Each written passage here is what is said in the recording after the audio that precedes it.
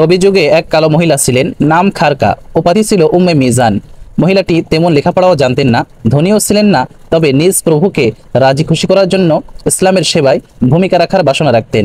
তিনি লক্ষ্য করলেন অন্য কোনো কাজ তো তিনি করতে পারেন না, তবে মসজিদ পরিষ্কার করার মতো একটা কাজ ছিল যা তিনি অনায়াসে করতে পারবেন। আর সেজন্য উম্মে মেহজান খেজুরের পাতা দিয়ে ঝাড়ু তৈরি করে তা দিয়ে মসজিদে নবাবী পরিষ্কার করা আরম্ভ করেন। যখনই দেখতেন মসজিদে নবাবীতে পরিষ্কার পরিচ্ছন্নতার বড় প্রয়োজন আছে, সাথে সাথে তিনি তা করার জন্য সেখানে পৌঁছে যেতেন।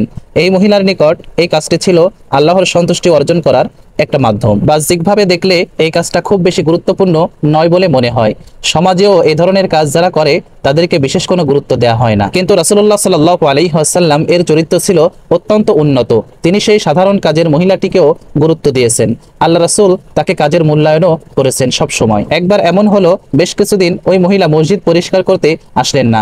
রাসূল সাল্লাল্লাহু আলাইহি ওয়াসাল্লাম এই ব্যাপারটা খেয়াল করলেন। আবু হুরায়রা রাদিয়াল্লাহু তাআলা আনহু বলেন, রাসূল সাল্লাল্লাহু আলাইহি ওয়াসাল্লাম যখন কিছুদিন তাকে মসজিদ পরিষ্কার করতে দেখলেন না, তখন সাথীদের বললেন, যে মহিলাটি আমাদের মসজিদ পরিষ্কার করত, ঝাড়ু লাগাতো, সে কোথায় গেল?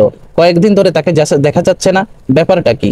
সাহাবা ইকরাম আরজ করেন, হে আল্লাহর রাসূল, ওই মহিলা তো গতকাল রাতেই ইন্তেকাল করেছে। সাহাবা ইকরাম রাসূল সাল্লাল্লাহু আলাইহি ওয়াসাল্লামকে অব্যাহতি করাটা প্রয়োজন মনে করেননি, কেননা সে ছিল একজন বৃদ্ধ মহিলা, মসজিদ ঝাড়ু দিত আর মৃত্যুবরণও করেছিল রাতের বেলা, যে কারণে তারা রাসূল সাল্লাল্লাহু আলাইহি ওয়াসাল্লামকে বিরক্ত করা সমীচীন মনে করলেন না, আর এজন্য তারা নিজেরাই তাকে জানাজা শেষ করে দাফন করে দেন। কিন্তু একথা শুনে রাসূল সাল্লাল্লাহু আলাইহি ওয়াসাল্লাম জিজ্ঞেস করলেন, তোমরা আমাকে সেই সংবাদ দাওনি কেন? সাহাবারা তখন বললেন, আমরা আপনাকে রাতের বেলা বিরক্ত করা সমীচীন মনে করিনি ইয়া রাসূলুল্লাহ। নবীজি তার সাহাবাদের কাছে জানতে চেয়ে বললেন, আমাকে বলো তার কবর কোথায়, তাকে কোথায় দাফন করা হয়েছে? সূরা ইখলাস কোরআনের 1/3 হাদিসে এসেছে, একবার নবীজি বললেন, তোমরা সবাই একত্র হয়ে যাও, আমি তোমাদের কোরআনের 1/3 শোনাবো। নবীজি সাল্লাল্লাহু আলাইহি ওয়াসাল্লাম সূরা ইখলাস পাঠ করলেন।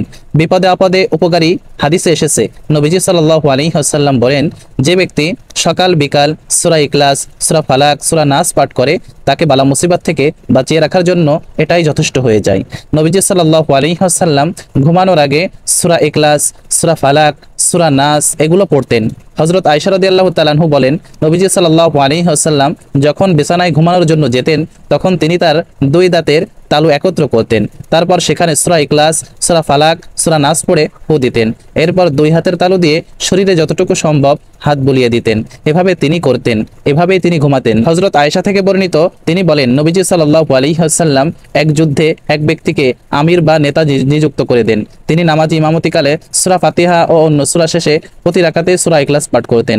যুদ্ধ থেকে ফিরে লোকেরা এই ব্যাপারে অভিযোগ করলে তিনি তাকে ডেকে